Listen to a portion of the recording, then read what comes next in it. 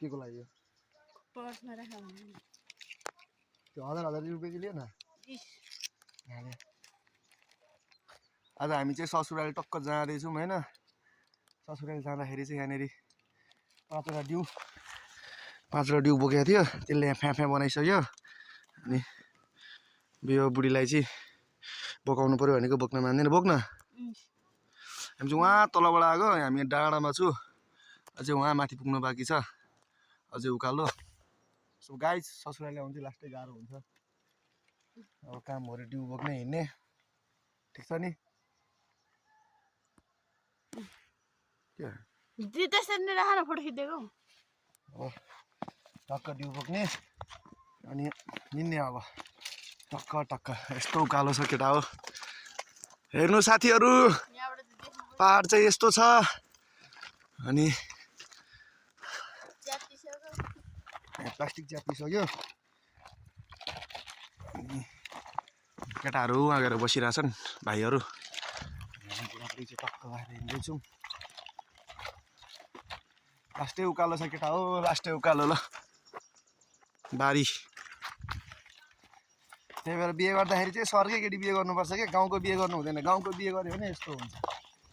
भारी पनि बोकिदिँदैन भारी पनि आफूले बोक्नु पर्ने रे अहिले हामी चाहिँ बङ्गारे भन्ने ठाउँ होइन ससुराली मेरो ससुराली बङ्गारे आएको छौँ आज घरमा पूजा अरे भोलि पूजाको भिडियो अवश्य नै बनाइहाल्छु म होइन हो कि ननबुढी अब चाहिँ यहाँ यस्तो उकालो छ कि बाटो ल मोबाइलमा मात्र खासै उकालो देखेको छैन होइन लास्टै उकालो छ केटा हो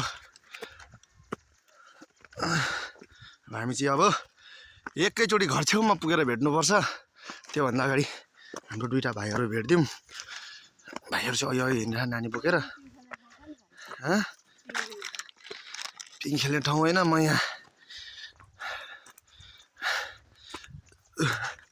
स्यासेर फ्याफे बनाइसक्यो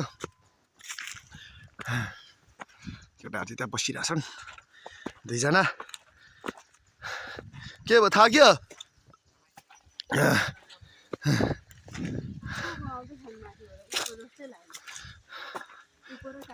अनि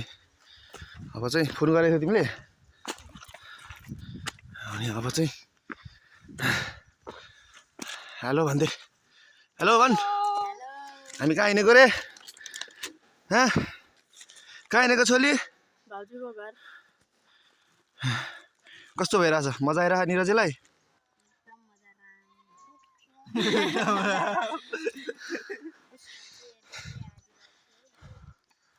अझै उकालो बाँकी छ